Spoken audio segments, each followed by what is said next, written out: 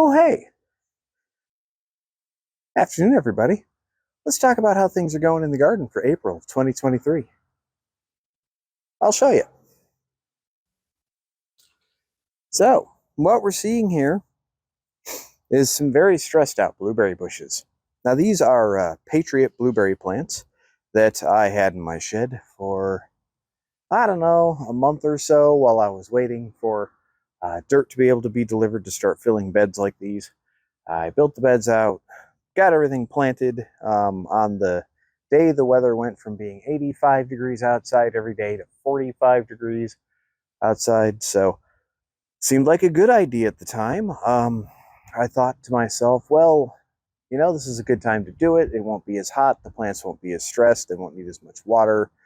So if I just stay up on watering, everything should be fine. And that was a good idea. The problem is, and I'll bring you in closer here to see, is that I failed to take into consideration a couple things. The first thing that I failed to take into consideration was that these blueberry plants, I had started hardening them off, and I had probably gone through, I don't know, 4 or 5 days of hardening off, where you take your plant out, put it in the sun for a few hours, and keep doing that for longer and longer periods of time to get the plants used to that amount of sunlight. As you can see, we'll get nice and close here. These plants have seen less stress days. They've definitely been happier plants in the world. That said, I think I actually see blueberries being set, which is kind of interesting. So we'll just kind of pan down. The interesting thing about this is it really hasn't dropped too many leaves. The leaves are not generally crispy. I don't know how this is going to go. Hopefully the plants recover. So in addition to probably just not hardening them off enough, the other mistake that I made is that I took them from their nice sheltered roughly 80 degree temperature shed, and then stuck them outside on a evening where the temperature dropped below freezing. I didn't even think about it because blueberries are hardy plants and they are supposed to be, well, cold hardy anyway, and they are supposed to be, able to handle that sort of thing, but really that only applies as they're going into dormancy. These had woken up, had put on blossoms, clearly not going into dormancy, and in fact were coming out of dormancy and had been out of dormancy for a week or two. As you can see, this has done my plants absolutely no favors. I hope that these pull through. If they don't, it's squarely on me. So let that be a lesson, folks. Yeah, make sure you harden off your plants and that you plant them during appropriate temperatures and whatnot. It would have been fine had I had these beds ready the moment I got them. I could have just put them in the beds and then they would have woken up as the weather gradually changed. They would not have been anywhere near as woken up as they were when I actually planted them. So, ways to tell your plants are stressed, especially with blueberries. And this actually applies to a lot of the pepper, not pepper, yes, pepper, but not specifically pepper. So a lot of the nightshade family of plants as well. You will see the stress from this showing up as a darkening of the leaves. Like in the blueberries case, they turned red. So that red is a sign that the plants are not happy with the amount of sun that they are receiving. And yeah, that appeared within a couple days of them being planted, but by then it was too late. You can also see on the edge of a lot of the leaves in this case, the edges are getting crispy. Again, that is a sign of, in this case, what's essentially sunburn. Don't do what I did. Be a little smarter about how you plant your plants out. If possible, plant them in the ground the moment you get them. That's generally going to be the better way to do it. All right, we're going to come over to here to the other side of the driveway. And yes, the driveway is dirty. That's because we just got rid of all that dirt. Well, they can get rid of it. We processed it. Now, moving on to this little spot here. So I have decided to give up, I think, my mostly anti-flower stance. It's not quite anti-flower, but I just never really saw a whole lot of purpose in a lot of flowers other than just to beautify things. And, it's good for the pollinators as well. But I didn't have a whole lot of use for that beauty. So I wanted to just plant a bunch of edible things, which is fine. But I changed my mind. I want to have something that actually looks nice. So I'm going to take, and I'm going to get rid of the weeds here. I like the violets, actually, so I'll leave some of those. But this big pile here in the middle, for instance, is going to go. Everything behind that's going to go. Pretty much everything from that corner over to this corner, except for maybe that patch of violets that's going over the gutter drain, is going to go. And then I'm going to plant some things in here, including Taiga clematis and dragon's blood as a ground cover. So that should be kind of interesting. I hope it turns out well. We'll see. So this is 100% not a channel about taking care of grass. I have very little use for grass. I think grass is a waste of energy and effort. That said, you can see my grass has been damaged. This damage was caused by grubs. Almost certainly the grub of the Japanese beetle. So I have invested in some granulated bacteria pellets that will allow me to introduce milky spore into the local grub population and hopefully wipe them out. Keep in mind, that only works if it's Japanese beetles. We have a lot of Japanese beetles around here, so I'm thinking that's the cause. If not, I wasted my money. Oh well. Would not be the first time. We will look over here briefly, and you will see that the cherry, the weeping cherry, is still in bloom, although it is dropping its petals now. It makes for a very pretty couple of weeks. I appreciate this tree very much. I didn't when we originally moved here, and had planned on chopping it down because of its proximity to the house. And then it bloomed for the first time that I saw, and then I was like, oh, yeah, no, we're going to leave that. All right, we're going to pan down a little further. Chives, look at the happy chives. They are happy. And if you look over here, you can see they're setting flowers like crazy. Lots of flowers, which technically might be considered a type of scape. At least it would be if it was garlic. I'm not sure if that's the same with chives. They're all in the same family, so anyway. Over here we have willow, and as you can see, the willow is willowing. Not all of them, but several of them are doing quite nicely, actually. I will say, this barrier is supposed to be water permeable. That's probably technically true, but it is barely water permeable. Just keep that in mind if you use it yourself. I'm going to be using it for pathways, so I'm not going to care so much about the water permeability. But if you're going to use it to plant, let's say you put it over a bed and you're going to cut holes in it and whatnot, and then plant your plants in that. Just keep in mind that it may restrict water a bit. You could do something like what I've done in a couple spots, where you take the garden staples and staple it down near where the plants are, and then it will drain right in that location, which could be pretty useful. All right, we're going to look over here at the raspberries. Now, ignore the grass I have growing through here. This is one of those spots I'm going to have to go through and do something about, probably with more mulch. This is one of the raspberry plants from last year. It's doing quite well. It's very happy in its spot. This is the one that survived the best over winter. And as you can see down here, we also have, to get you real close, there you go. You can see it right in the middle of the frame there. We have new canes coming up as well. And there's another new cane coming up. You can kind of see it back in the middle. Yeah, so that's looking pretty good. And it's not just that one. Several of the new ones I've planted are now throwing up new canes. Despite the damage that the moles are doing, which that one doesn't have anything, but that one does.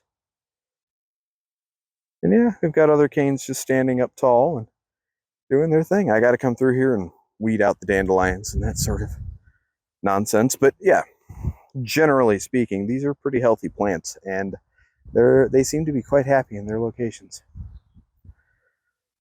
Let's talk apple trees.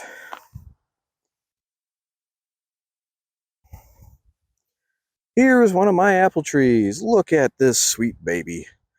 This one, which one is this? This is the pink lady. And yeah, as you can see, I'm actually going to get flowers. Now, if that actually sets fruit, I'm going to pluck it off. This tree has no business setting fruit at this size. But it's just good to know the tree is healthy and happy. I'll move over here to the Franklin cider. Franklin cider is looking even better than the pink lady is. You'll notice that's a theme as we move from the right side of the yard to the left, which in this case would be south to north. Anyway, here's the Franklin cider. It's looking good. I don't really see any flowers, but that's fine because, again, these trees are too small to be setting flowers, so that's not a problem. All right, and then here is the Granny Smith. Now, these 3 varieties of apples all are able to pollinate each other. They all require cross-pollination. In many cases, with apple trees anyway, that is a requirement. So just keep that in mind when you buy your trees. These are all supposed to bloom in roughly the same season, like the same few weeks' time. So because of that, they're all compatible with each other, which is nice.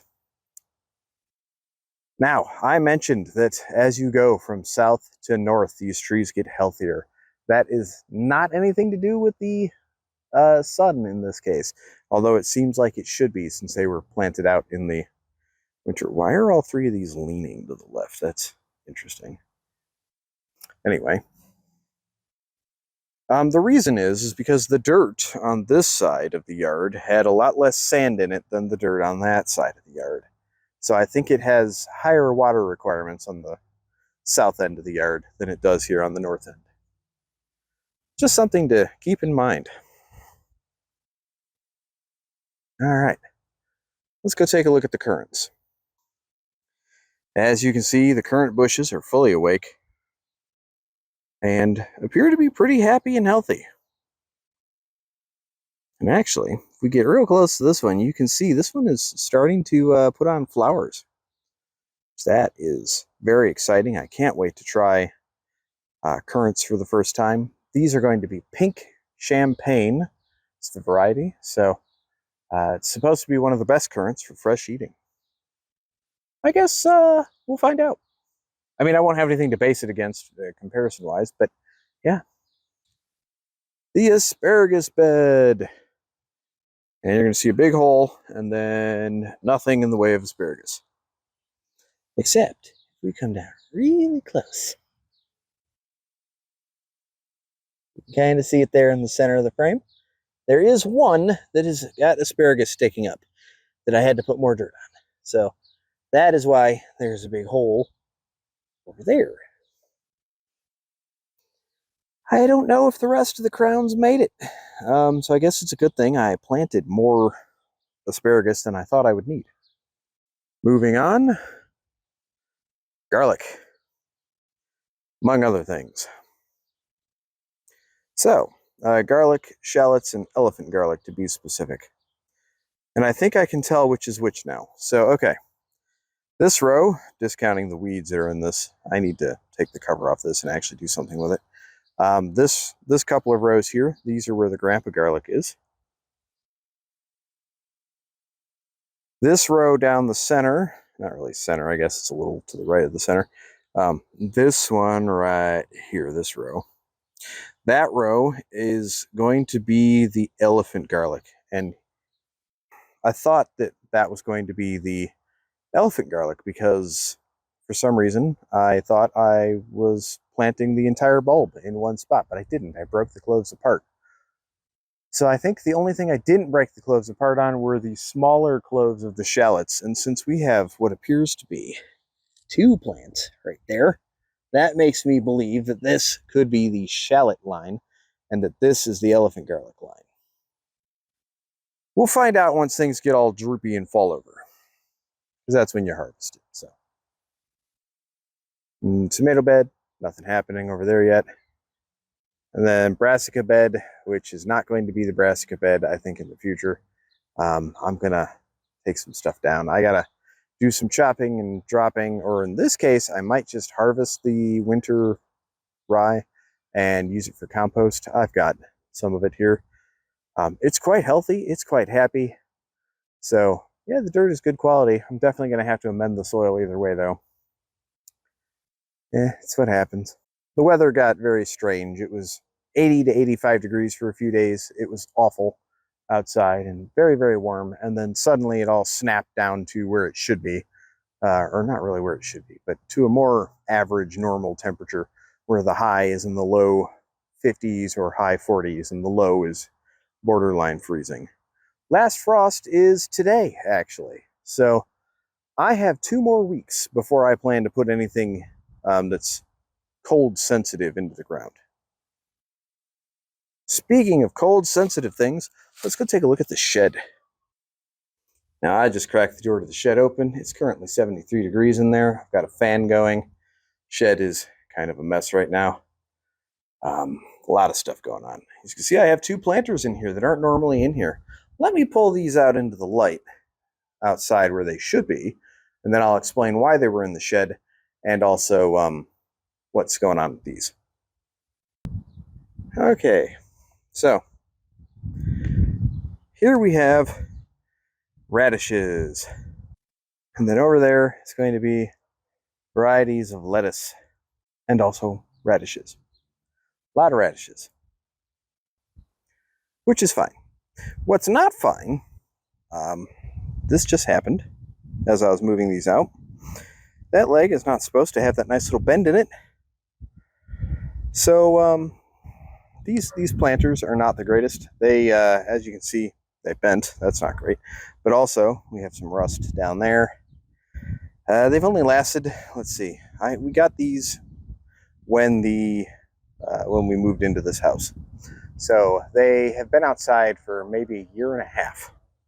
And already we have damage to the one leg and we have rusting on both units. So I'm not going to be buying this brand again. As for why these were in the shed because of the freezing temperatures. Radishes are cold hardy, and in theory could probably have suffered the cold without too much of a knockback, but I didn't want to slow the harvest of radishes down. So I put them in the shed for a day or so, and that's where things stand. Speaking of things in the shed, let's take a look.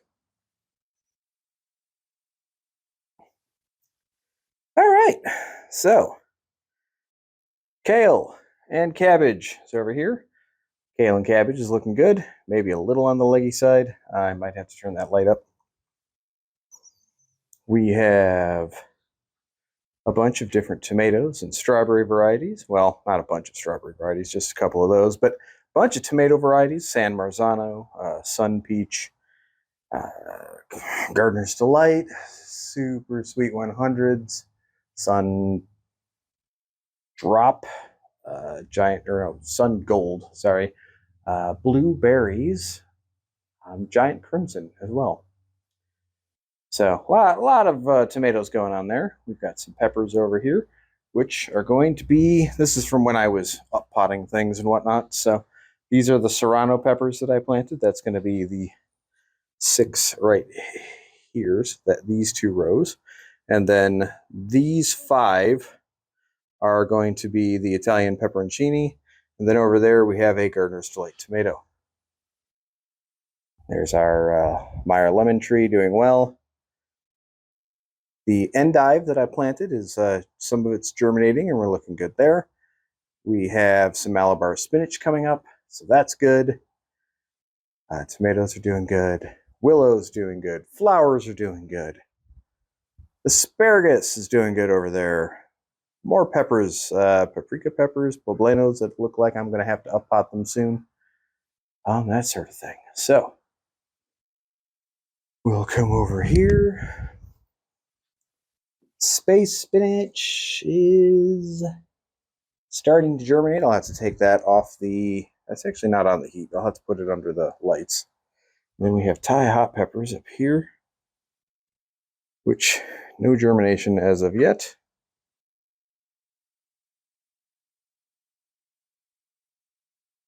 And no germination as of yet there. But those can take a couple weeks. So that's totally understandable. Come around over here because there is one other plant that, of course, we must talk about.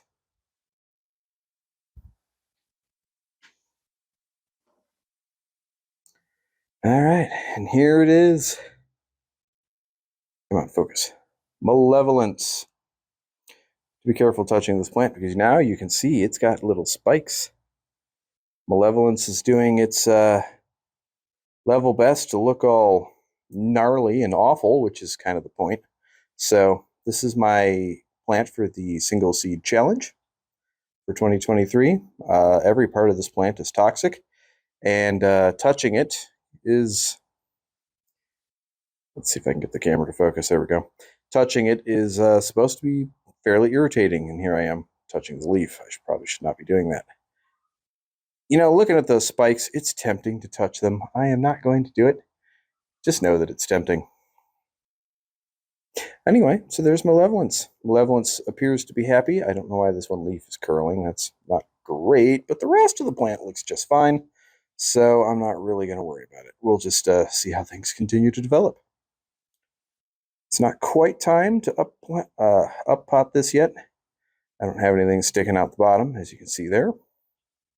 Plant's not quite big enough to have to worry about that yet. Put that back over here. I did actually record a very similar video to this recently, but I ran into a couple of setbacks. Now, one of those setbacks is, as you can see here, I have 1, 2, 3, 4 grow lights. They're all LED. So that in and of itself is not a terrible thing. They're all hooked up to a power strip, which then goes up to a timer, which then goes up here, up there, and goes into that outlet. And that's fine. I haven't actually really had a problem with the lights. What I did have a problem with were the heaters. So there's one heater, there's the other heater. With the fan going, and all the lights going, and the 2 heaters going, as well as the networking equipment, which is over there, to keep this shed connected to the house, so that I can monitor the temperature and whatnot remotely, I ended up pulling enough amperage through the circuit breaker in the garage that I tripped the circuit out here while it was 40 degrees outside, going into a freeze. And I did not notice. So one thing I will do is, just a second here, I'll show you what that looked like on the Govi app. So here it is on the screen now. As you can see, the temperature there rose as the day progressed, but since the day wasn't really warm, the temperature barely moved, and then as night fell, it just continued to drop. So yeah, this is what we want to avoid, and I didn't get any sort of notification for this because it turns out that I thought Govi could do notifications, but I can't actually find a way to turn that on. So it's possible that maybe Govi doesn't support that, in which case I may have to swap out for a thermometer that can send me notifications for when things get too cold. The problem with that, though, is that the thermometer is connected via Wi-Fi. The Wi-Fi mesh point is the MeshForce mesh point that's up there. You can see it right there. And that guy is connected to a power line networking box, which is the little white box right there. And that actually communicates through the electrical line that connects the shed all the way to the garage. So, and then there's basically exactly another one of these setups there. There's a mesh point and another power line networking box to allow the communication to go back and forth. And it works fine when there's power, but when there's not power, the Wi-Fi goes down. And if my thermometer is connected via Wi-Fi, mind you, not that thermometer only connects via Bluetooth. That thermometer right there, which does not have a clock face or anything on the front, no readable display, that is the one that's connected via Wi-Fi. Yeah, if I don't have Wi-Fi, then that can't communicate anyway, so I don't know what difference that would have made. I'd have to get something that can do cellular communication, but even that is going to be spotty because my cell phone service back here is absolutely terrible. So I'm not sure what I'm going to do with that yet. Maybe just be better about getting this insulated before the temperature drops again, And then I won't have to worry about running 2 heaters, and then it won't be a problem. So yeah, it is what it is. I can't do anything about it now. But you know, that's just how things happen sometimes. So some of the other plans that I have to do is I'm waiting for a shipment of flowers to arrive. Now I mentioned earlier that I'm going to be putting things in that one spot where I have to take all the weeds out. And I'm going to be putting Taiga clematis and dragon's blood there as a ground cover. The Taiga clematis is not a ground cover. It's a vining, climbing flower. So I got to get a trellis for that and put that up. And that's not going to be a problem at all. But one other thing I'm going to do is on the archways, I purchased a couple of climbing roses.